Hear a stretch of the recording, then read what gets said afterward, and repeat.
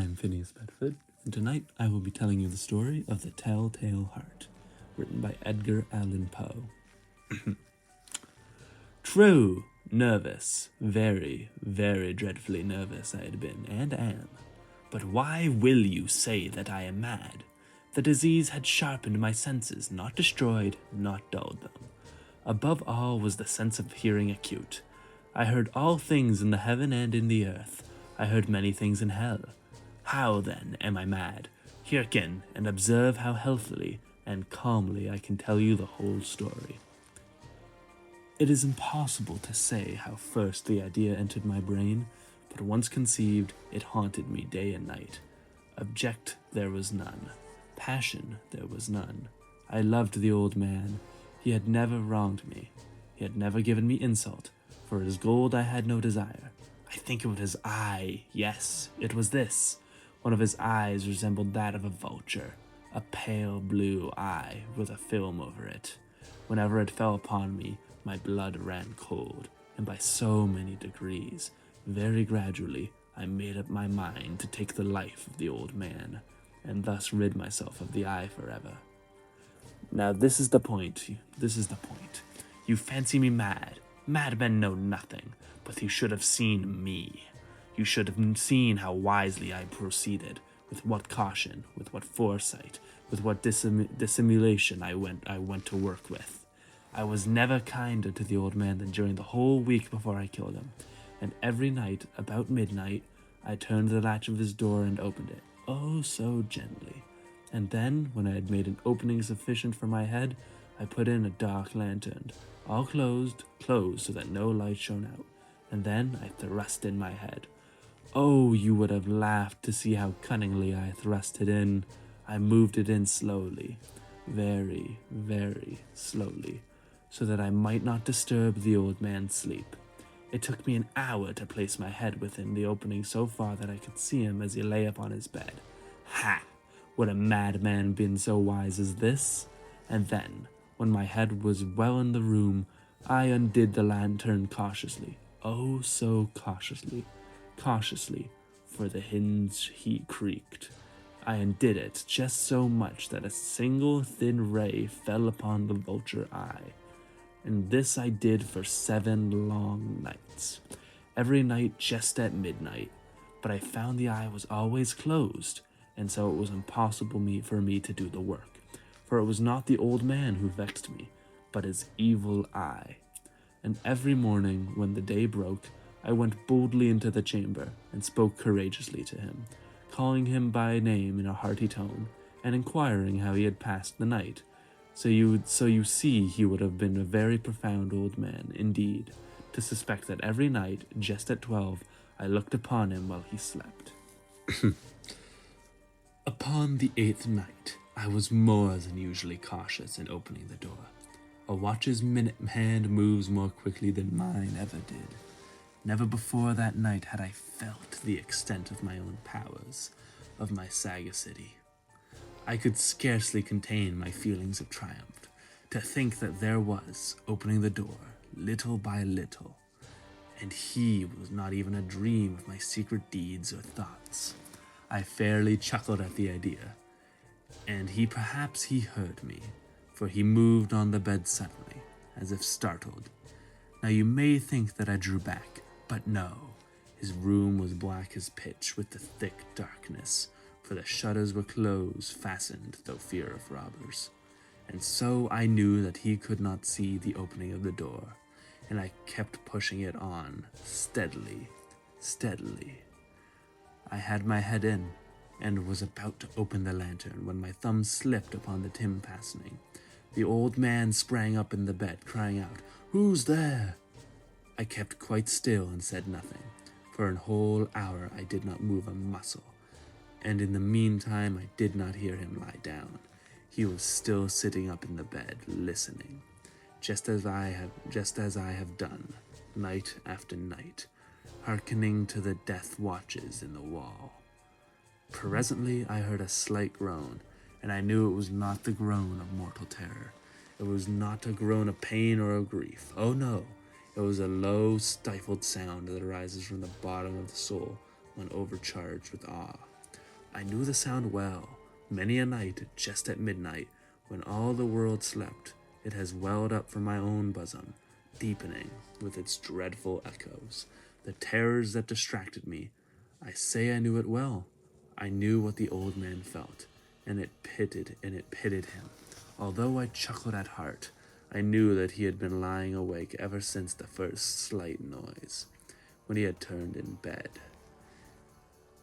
His fears had been ever since growing upon him. He had been trying to fancy them causeless, but could not. He had been saying to himself, "It is nothing more but the wind in the chimney. It is only a mouse crossing the floor," or "It is merely a cricket which has made a single chirp." Yes, he has been trying to comfort himself with these suspicions, but he had found all in vain, because death, in approaching him, had stalked with his black shadow before him, and enveloped the victim, and it was the mournful influence of the unperceived shadow that caused him to feel, although he never saw nor heard, to feel the presence of my head within the room. When I had waited a long time, very patiently, without hearing him lie down, I resolved to open a very, very little crevice in the lantern. So I opened it. You cannot imagine how stealthily, until, at length, a single dim ray, like the thread of the spider, shot out from the crevice and fell upon the vulture eye.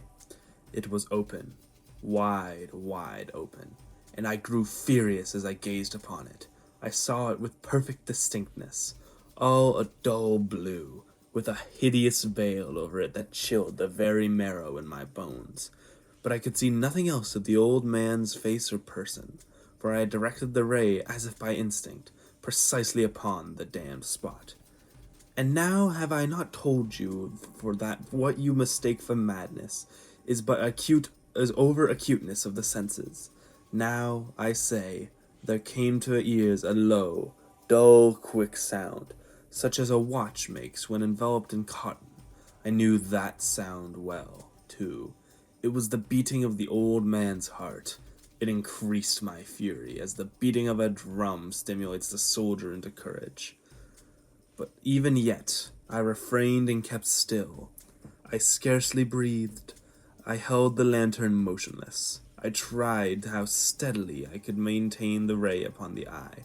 Meantime, the hellish tattoo of the heart increased. It grew quicker and quicker, louder and louder every instant. The old man's terror must have been extreme. It grew louder, I say, louder every moment. Do you mark me well? I have told you that I am nervous, so I am. And now, at the dead hour of the night, amid the dreadful silence of that old house, so strange a noise as this excited me into an uncontrollable terror. Yet, for some minutes longer I refrained and stood still, but the beating grew louder. I thought the heart might burst, and now a new anxiety seized me. The sound would be heard by a neighbor. The old man's hour had come. With a loud yell, I threw open the lantern, leaped into the room. He shrieked once only.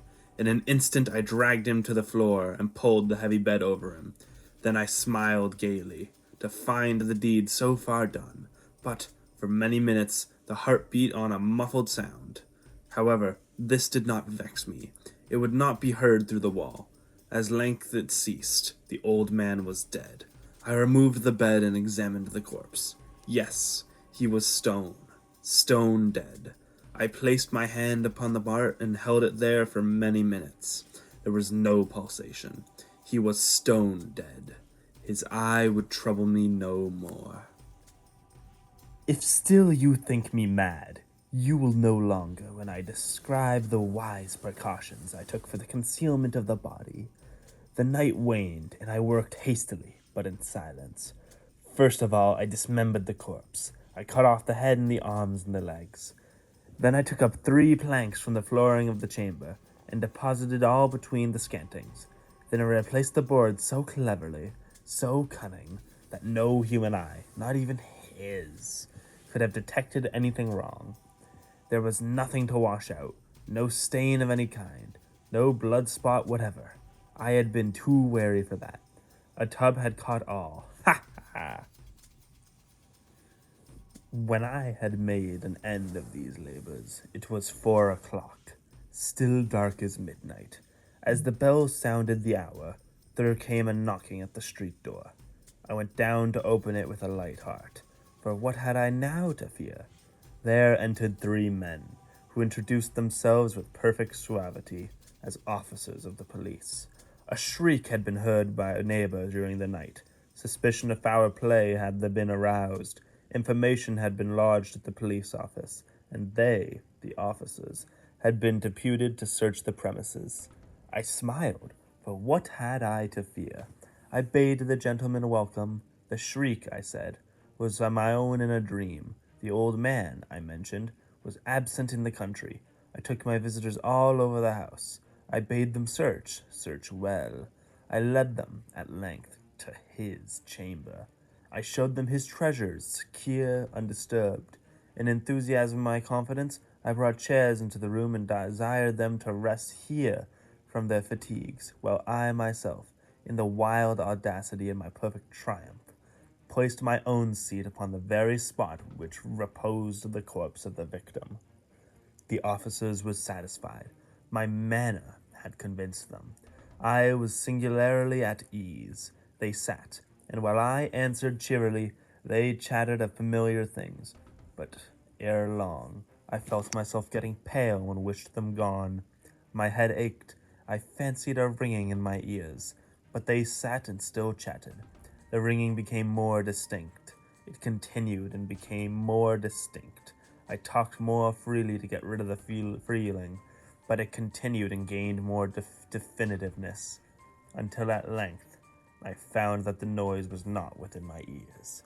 No doubt I now grew very pale, but I talked more fluently, with a heightened voice, yet the sound increased.